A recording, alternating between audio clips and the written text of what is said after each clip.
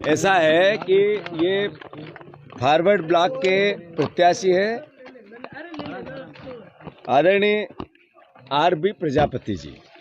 ये मेरे से मिलने आए थे। इन्होंने कहा कि मुझे अलग अलग तरीके से कुछ बातें मैं पब्लिक डोमेन में ला सकता हूँ, कुछ बातें नहीं ला सकता हूँ, पर मेरे पे दबाव है कि फॉर्म मैं निकाल लूँ।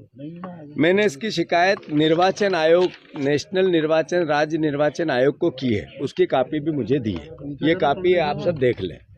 उसके बाद ये मध्य प्रदेश के जंग बहादुर गिल, मध्य प्रदेश के अध्यक्ष हैं ऑल इंडिया फॉरवर्ड ब्लॉक के, उन्होंने भी निर्वाचन आयोग को जो शिकायतें दी कि ये गिल साहब आदरणीय स्वतंत्रता संग्राम सेनानी परिवार से है, इन्होंने भी वो कापियाँ भी शिकायत में यही कि हमारे प्रत्याशी को डराया धमकाया और प्रलोभन दिए जा रहे हैं।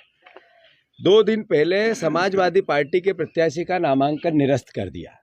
जो लोग ये कहते हैं अब की बार 400 पार, मतलब उनकी नीति और नीयत समझ में आ रही है कि किस जो सरपंच के चुनाव में हरकतें होती है, जो पंच के चुनाव में हरकतें होती है, जो छोटापन होता है, जो राजनीतिक मर्यादाएं तार तार की जाती है, वो अब देश के सबसे बड़ी पंचायत लोकसभा के चुनाव में करने लगे। किस तरीके से पर्चा निरस्त करवाया गया, कलेक्टर नौकर के रूप में काम करने लगा, बीजेपी के कार्यकर्ता के रूप में काम करने लगा। वो कानूनी प्रक्रिया है, उसकी लड़ाई लड़ी जाएगी। पर जो बचे हुए प्रत्याशी हैं उनको डराया धमकाया जाएगा। अभी मुझे बातचीत में ये बात पता लगी कि जितने और प्रत्याशी हैं उनको सबको किसी का अपहरण कर लिया गया है, किसी को भूमिगत कर दिया गया है।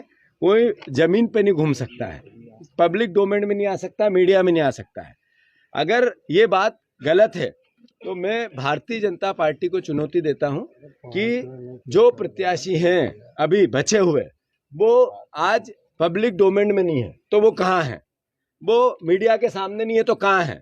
क्या बीजेपी के जो अध्यक्ष हैं वो बिहारी स्टाइल में, या मैं माफ करें जो फिल्मों में हम देखते हैं उस स्टाइल में चुनाव लड़ना चाहते हैं कि अपहरण कर लो, पैसे से खरीद लो, डरा लो, धमका लो, अलग अलग तरह की प्रशासनिक यातनाएं दे दो और कैसे भी सबके फॉर्म निरस्त करवा लो और फिर मैं चुनाव जीत के आ जाऊं?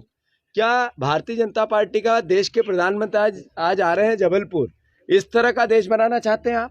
इस तरह का नया भारत चाहिए था? ये तीनों पत्र मुझे सम्मानित एक प्रत्याशी ने दिए हैं फॉरवर्ड ब्लॉक के, जिन्होंने उनने शिकायत की, आरोप लगाए कि मुझे प्रलोभन भी दिया गया और अलग अलग बातों से कह गए कि आप पार्टी में आ जाओ, फॉर्म निकाल लो, प्रत्याशी के समर्थन में आ जाओ। क्या इस तरह की लोकतांत्रिक मर्यादाएं हैं? ये बीजेपी के सामने सवाल खड़ा होता है। अगर मेरा आरोप है एक भी प्रत्याशी ने फॉर्म निकाला और एक भी प्रत्याशी जो जमीन पे दिख नहीं रहा है, पब्लिक डोमेन में दिख नहीं रहा है, चुनाव लड़ने वाला घर में नहीं बैठता है, भूमिगत नहीं होता है, पब्लिक में रहता है, अगर नहीं हो रहा है तो बीजेपी उन लोगों को किस तरीके की तानाशाही पूर्ण रवैये से, गुंडागिर्दी से, अपहरण करके, भूमिगत डरा के धमका के इस तरह का चुनाव जीतना चाहती है। तो इस तरीके से अब की बार 400 पार होंगे, ये हमारा आरोप है। और मैं प्रशासन से, खासकर निर्वाचन आयोग से मांग करता हूं कि प्रत्याशियों को सुरक्षा दी जाए, खासकर खजुराहो के जितने प्रत्याशी बचे हैं उनको सुरक्षा दी जाए और उनको जो उनके साथ एक तरह से तानाशाही पूर्ण रवैया अपनाया जा रहा है उसकी उनकी रक्षा की जाए। अगर निर्वाचन आयोग ये नहीं करता है तो जैसे निर्वाचन आयोग पे पक्षपातपूर्ण आरोप लग रहे हैं वो सही साबित होंगे। मैं फिर से आदरणीय बहादुर सिंह जी को भी सुरक्षा दी जाए, प्रजापति जी को भी सुरक्षा दी जाए और बाकी लोगों को भी सुरक्षा दी जाए।